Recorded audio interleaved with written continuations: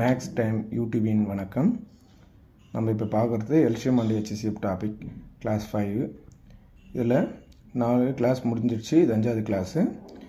இதுக்கு முன்னாடி போன கிளாஸில் பார்த்தது நான் group 1 civil service combine civil service எக்ஸாமோட கொஷின் பேப்பரை பார்த்தோம்.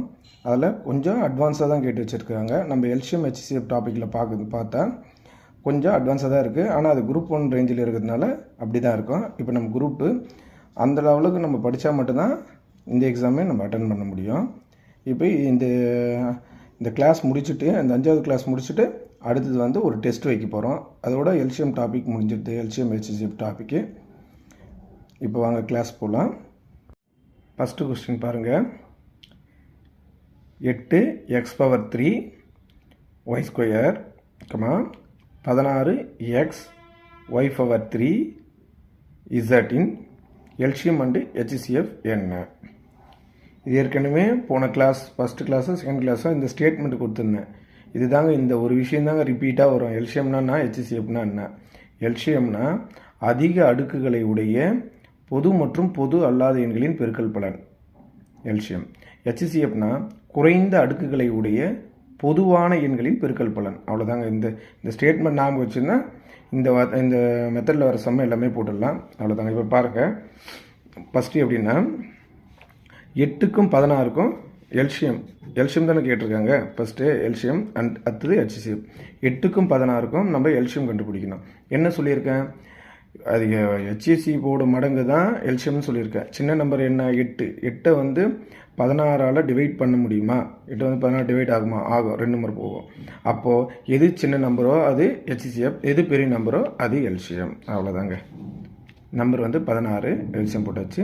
அடுத்தது XYZன்னு இருக்குது. எல்சிஎம்மோட டெஃபினேஷன் எதுங்க? அதிக அடுக்குகளையுடைய பொது மற்றும் பொது அல்லாத எண்களின் பெருக்கல் பலன். ஓகேங்களா?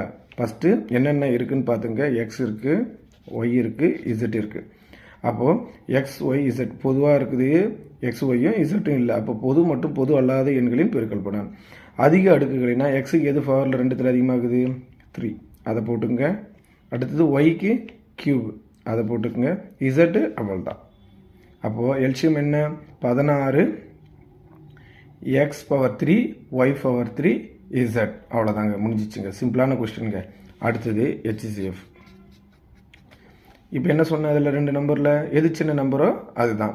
ஏன்னா டிவைட் ஆகுது 14. அதனால் 8 தான் சின்ன நம்பர், அதுதான் HCF. Okay.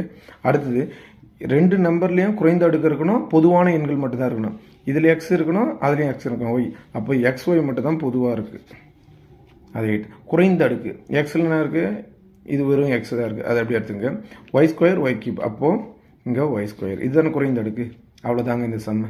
HCF 8x y⁻². அவ்வளோதாங்க இந்த சம்மு. ஈஸியாக போட்டுடலாம். அடுத்த சம் போவோம். இந்த கொஸ்டின் பாருங்கள். y⁻³ +1 மற்றும் y² -1 இவற்றின் ஹெச்சிஎஃப். இதில் ஹெச்சிஎஃப் மட்டும் தான் கேட்குறாங்க. இதுக்கு நான் தான் போன கிளாஸில் ஃபார்முலா எழுதி போட்டேன். என்ன ஃபார்முலானா இதுக்கு என்ன ஃபார்முலா வரும்? a³ b³ இது எப்படின்னா a + b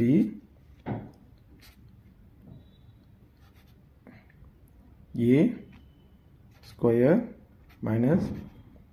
ab + b². அவ்வளோதாங்க இந்த ஃபார்முலா. இந்த ஃபார்முலா வச்சு தான் போட போகிறோம் நம்ம. அடுத்தது இதுக்கு என்ன ஃபார்முலா? a² - b². இது எப்படி எழுதலாம்? a + b a - b. அவ்வளோதாங்க. இப்போ பாருங்கள், அப்படியே சப்ஸ்டியூட் பண்ணுங்கள்.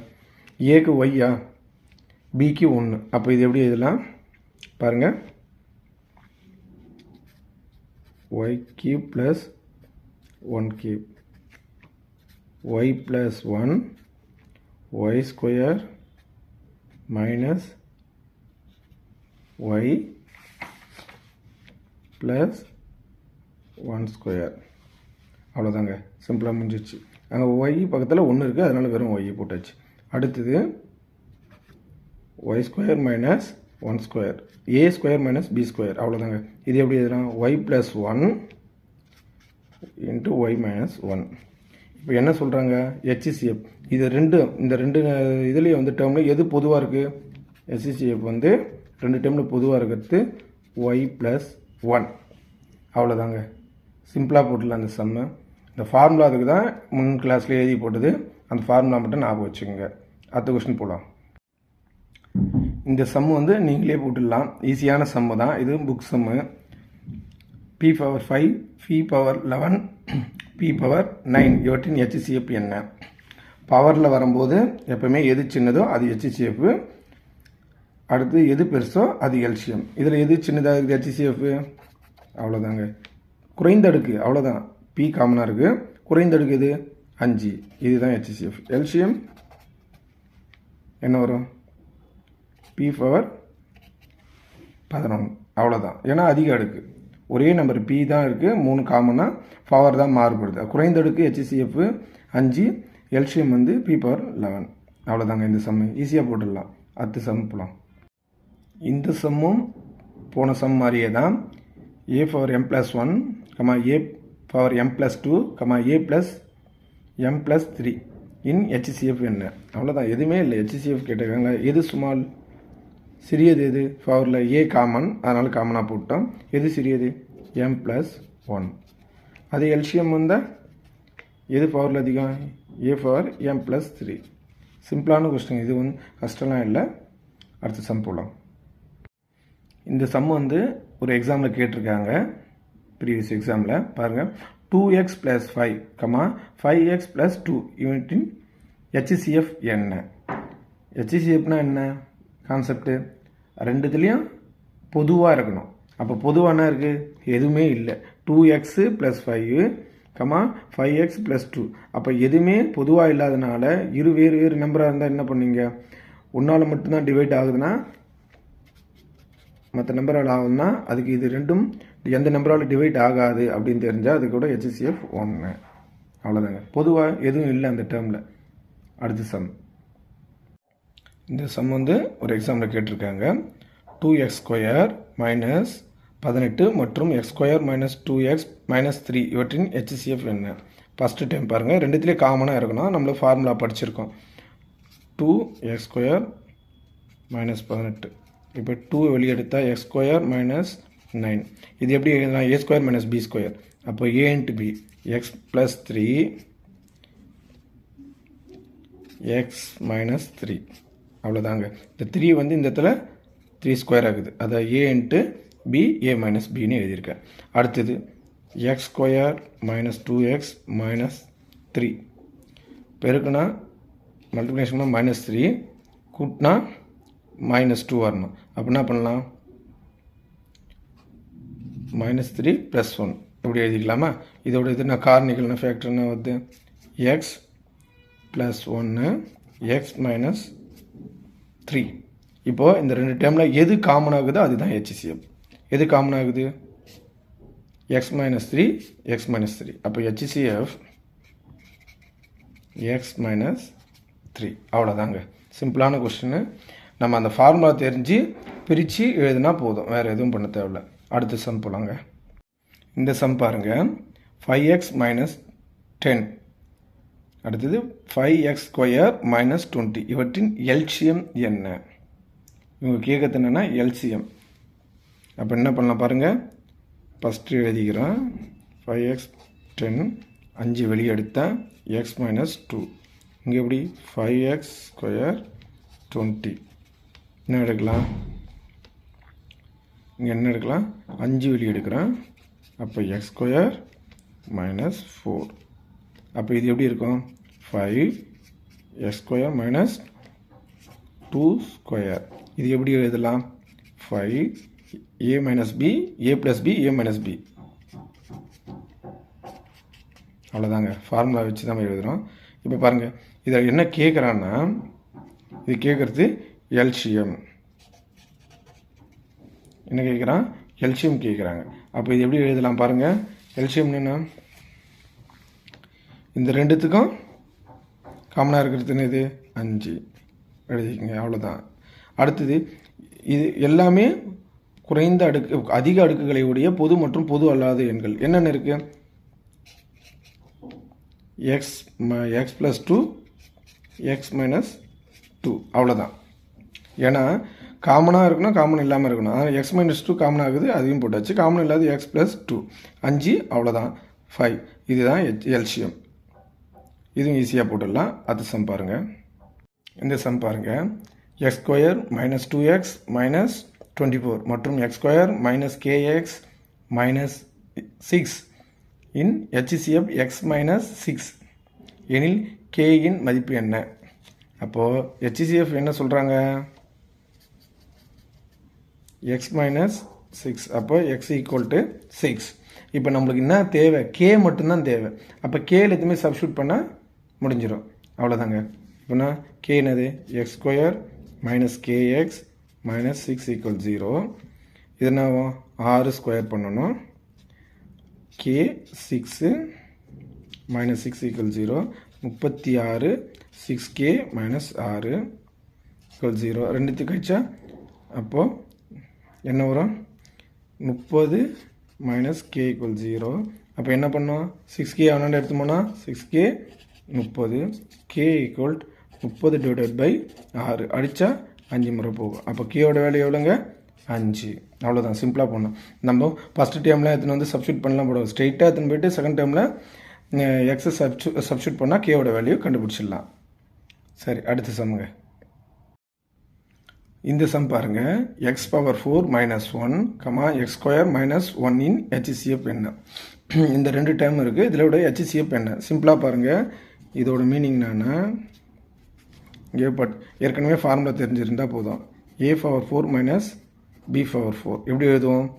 a² + b² × a² - b². இப்படி தான் எழுதுவோம். அதே மாதிரி தான் இது. a⁴ b⁴ வச்சுக்கோங்க. x⁴ - 1⁴. இது எப்படி எழுதலாம்? x² + 1² x² - 1². அவ்வளோதாங்க. இது இந்த டேர்ம்னாக இருக்கு. இங்கே x² - 1. அப்போது இந்த ரெண்டு டேர்மில் எது காமனாக இருக்குது? x² - 1² அப்படின்னா இங்கன்னா 1. அப்போ இதுவும் தான் காமனாக இருக்குது. அப்போது HCF என்ன வரும்? x² - 1. அவ்வளோதாங்க. இந்த கணக்கு சிம்பிளான கணக்கு தான். இது ஒரு எக்ஸாமில் கேட்ட இந்த கொஷின் தான். இது புக் சம்முங்க. பார்த்துங்க. அடுத்த சம். இந்த சம் பாருங்கள். 1 - 9 வரையிலான அனைத்து எண்களாலும் வகுப்படும் மிகச்சிறிய எண் என்ன? 1 - 9 நம்பர் எடுத்துக்கிறோம். கேட்குற 4 ஆப்ஷன். 4520, 2490, 2520, 3490. இந்த 1 - 9 நம்பரை டிவைட் பண்ணி பார்க்குறோம். இது எல்லா நம்பரும் டிவைட் ஆகணும். இந்த 4 ஆப்ஷனில் எல்லா நம்பரும் டிவைட் ஆகணும். அப்படின்னா டிவைட் பண்ணி ஒவ்வொரு நம்பராக டிவைட் பண்ணி பார்க்கணும். இல்லைனா எல்சிஎம் எடுத்துக்கலாம். சிம்பிளாக இப்போ நீங்கள் அடித்து பார்த்தாவே தெரியும். 2ஆல் 2 3ஆல் டிவைட் ஆகும். அடுத்தது 4500 4ஆல் டிவைட் ஆகாது. அதே மாதிரி இது எத்தனை முறை போகும்? 2 ஆகும், 3 ஆகும், 4ஆல் இது ஆகாது. அது மாதிரி பார்க்கலாம். ஆனால் நீங்கள் எல்லாத்துக்கும் போட்டு பார்க்கணும். இல்லை 1 எல்சிஎம் எடுத்துங்க. 1 - 9 வரைக்கும் எல்சிஎம் கூட எடுத்துங்க. 2 3 4 5 6 7 8 9 எல்சிஎம் எடுங்க. எவ்வளோ? 2ஆல் அடித்தா 1 1 3 2 5 3 7 4 9. அடுத்தது 2ஆல் அடிங்க. 1 1 3 1 5 3 7 2 9. அடுத்தது 3ஆல் அடிங்க. 1 1 1 1 5 1 7 2 3. அடுத்தது எதால் அடிக்கலாம்? அப்போ அப்படியே எல்லாமே ஒவ்வொரு நம்பர் ஆகுது. அப்போ அப்படியே மல்டிப்ளிகேஷன் பண்ணிக்கலாம். பாருங்கள். 2 2 × 2 3 5 × 7 × 2 3. இது 2 பேருக்குன்னா 4 4 3 12. 12 × 5. அடுத்தது இதுனா 2 3 6 6 42. இது 2 பேருக்குன்னா 60 × 42. அப்போ 60 × 42னா வர பாருங்கள்.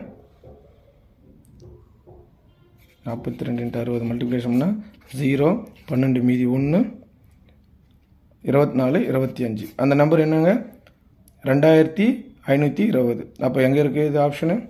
சி தான் ஆப்ஷன். இது மாதிரி போட்டுடலாம். இது எல்சிஎம் எடுத்து கொஞ்சம் ஸ்பீடாக போட்டுக்க வேண்டியதான். சரிங்க, இப்போ நம்ம எல்சிஎம் அண்ட் ஹெச்சிஎஃப் டாப்பிக்கை முடிச்சிட்டோம். டெஸ்ட்டு அடுத்த கிளாஸில் டெஸ்ட் வைக்க போகிறோம். கொஷின் பேப்பரு ஒரு 10 to 15 கொஷின் பேப்பரு டெஸ்ட்டு கொடுப்போம். நீங்கள் டெஸ்ட்டு வந்து அது லிங்க் அனுப்புவோம், இல்லை வீடியோவில் போடுவோம். நீங்கள் அதை பார்த்து எழுதி நீங்கள் எக்ஸாம் எழுதிட்டு ஆன்சர் கமெண்டில் சொல்லுங்கள். அதுக்கு மறுநாள் வந்து நம்ம ஆன்சர் கீ போடுவோம் அதில் எக்ஸ்ப்ளனேஷனோட. அடுத்தது வேறு டாபிக் எடுத்துக்கலாம். சிம்பிள் இன்ட்ரெஸ்ட் கூட எடுத்துக்கலாம். அதுவும் இம்பார்ட்டன்டான டாபிக் தான். நீங்கள் இந்த முதல்ல இந்த 5 வீடியோ இருக்குது. இந்த 5 வீடியோவும் பார்த்துடுங்க. எல்சிஎம் அண்ட் ஹெச்சிஎஃப்பில் இதை பார்த்துட்டு நீங்கள் டெஸ்ட்டு எழுதுங்க. பார்க்காம எழுத வேணாம், பார்த்துட்டு எழுதுங்க. சரிங்க, வணக்கம்.